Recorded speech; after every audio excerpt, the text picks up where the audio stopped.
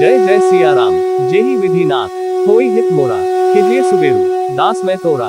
जेहि विधि प्रभु प्रसन्न मन होई, करुणा सागर कीजिए सोई। आप सभी का हमारे चैनल स्पिरिचुअल सर्वर्स में हार्दिक स्वागत है। आपका दिन शुभ हो। चैनल को लाइक फॉलो सब्सक्राइब करना ना भूले। सीताराम सीताराम। श्री रामायण कथा युद्धकांड भाग 6। सेतु बंधन। वानर सेना के समक्ष विशाल समुद्र लहरें मार रहा था और उसे पार करना एक बहुत बड़ी समस्या थी। राम के क्रोध से भयभीत होकर समुद्र ने स्वयं वहां आकर बताया कि सुग्रीव की सेना में नल और नील कुशल शिल्पी हैं। उनके नेतृत्व में समुद्र पर सेतु बांधना संभव हो सकेगा। इतना बताकर समुद्र वापस चले गए। समुद्र की बात सुनकर वानर नल ने श्री राम से कहा, प्रभो, मैं विश्वकर्मा का औरस पुत्र हूं और गुण में उन्हीं के समान हूं। मैं महासागर पर पुल बांधने में सर्वथा समर्थ हूं, इसलिए मैं समुद्र पर सेतु का निर्माण करूंगा। नल नील असंख्य वानरों को लेकर सेतु निर्माण के कार्य में जुट गए। उनके आदेश के अनुसार वानर सेना बड़े बड़े वृक्षों को उखाड़कर समुद्र तट पर एकत्रित करने लगे। देखते देखते वहां साल, अश्वकर्ण, धब, बांस, कुटज, अर्जुन, कर्णिकार, जामुन, अशोक आदि वृक्षों का एक विशाल गगनचुंबी ढेर लग गया। इस प्रकार सागर के किनारे वृक्षों तथा शिलाओं के 2 विशाल पर्वत बन गए। इसके पश्चात उन्होंने बड़े बड़े शिलाखंडों को समुद्र में नल नील के निर्देशानुसार डालना आरंभ किया। उन शिलाखंडों एवं वृक्षों को शिल्पकला में चतुर नल नील सेतु का रूप देते जा रहे थे। इस प्रकार उन्होंने अधिक परिश्रम करके पहले ही दिन 56 कोस लंबा पुल बना दिया। दूसरे दिन उन्होंने और भी अधिक फुर्ती दिखाए और 84 कोस लंबा पुल बनाया। फिर अतुल परिश्रम से तीसरे दिन 92 कोस लंबा सेतु बनाया। इस प्रकार निरंतर परिश्रम करके उन्होंने 400 कोस लंबा पुल बना डाला। अब नल नील के प्रयत्नों से 40 कोस चौड़ा और 400 कोस लंबा मजबूत पुल बनकर तैयार हो गया। समुद्र पर सेतु बन जाने के पश्चात श्री रामचंद्र जी ने हनुमान की पीठ पर और लक्ष्मण ने अंगद की पीठ पर बैठकर सेतु पर होते हुए विशाल सागर पार किया। उनके पीछे पीछे संपूर्ण वानर सेना भी सुग्रीव के नेतृत्व में समुद्र को पार कर लंका में पहुंच गई। इस सेना के लंका में पहुंचते ही राक्षसों में भयानक हलचल मच गई।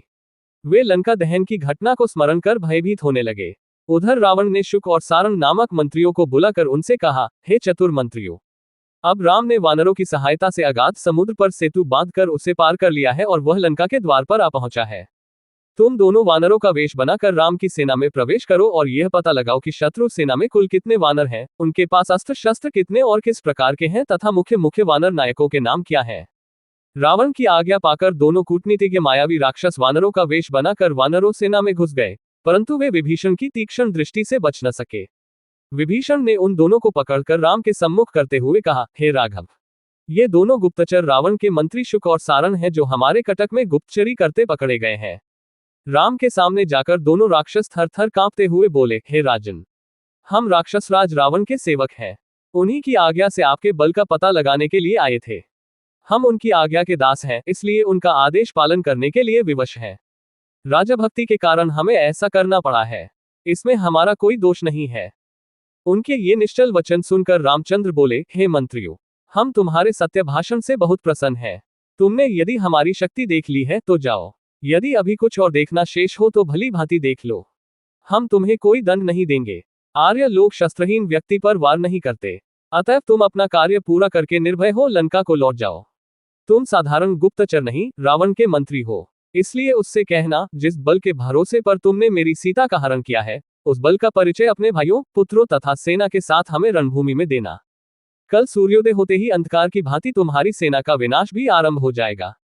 श्री रामचंद्र जी के वचनों से भयरहित हो उनका जय जयकार करते हुए शुक तथा सारंग लंका में पहुंचे और रावण के सम्मुख उपस्थित होकर बोले, हे स्वामिन, हमारे वानर सेना में प्रवेश करते ही विभीषण ने हमें पहचान कर राम के सम्मुख उपस्थित कर दिया, परंतु राम ने हमें निशिष्ट दूत समझकर छोड़ दिया। अब रही वानरों के बल की बात, उसका पता लगाना संभव नहीं है, क्योंकि उनमें प्रत्येक के मन में आपके विरुद्ध क्रोध तथा घृणा की ज्वाला धधक रही है। उनसे बात करना ही संभव नहीं है, किसी बात का पता लगाना तो बहुत कठिन है। राम ने कहलवाया है कि सूर्योदय होते ही वह राक्षस सेना का विनाश आरंभ कर देगा। अब आप जैसा उचित समझे वैसा करें। दोनों मंत्रियों के ये वचन सुनकर रावण क्रोध से उबलते हुए बोला, चाहे कुछ भी हो जाए, मैं किसी भी दशा में सीता को वापस नहीं करूंगा। मुझे विश्वास है, राम अपनी सेना सहित युद्ध भूमि में मेरे हाथों से अवश्य मारा जाएगा। मंत्रियों के उत्तर से संतुष्ट न होकर रावण ने कुछ अन्य गुप्तचरों को छद्मवेश में वानर सेना में भेजा। उन्होंने बड़ी चतुराई से संपूर्ण जानकारी प्राप्त करके रावण को बतलाया कि राम ने अपना सैनिक शिविर सुवेल पर्वत पर लगाया है। उनमें जाम्बवंत नामक वृक्ष सबसे दुर्धर्ष एवं तेजस्वी है। उसके अतिरिक्त 3 वानर सबसे अधिक बलवान और पराक्रमी हैं। उनके नाम सुमुख, दुर्मुख तथा वेगदर्शी हैं। नल नील उस सैनिक टुकड़ी के अध्यक्ष हैं जिसने समुद्र पर सेतु बांधा है। अंगद अपने पिता वाली से भी अधिक तेजस्वी एवं बलवान है। उसके अतिरिक्त सहस्त्रों अद्भुत शक्ति संपन्न पराक्रमी वानर हैं। राम और लक्ष्मण तो जनस्थान को नष्ट करके अपने बल का परिचय आपको दे ही चुके हैं। जय जय सिया राम। आगे की कथा भाग 7 कल आपको पुनः मिलेगी। आप सभी का दिन शुभ हो। हमारे चैनल पर बने रहने के लिए लाइक, फॉलो और सब्सक्राइब करना ना भूलें। जय जय सिया राम।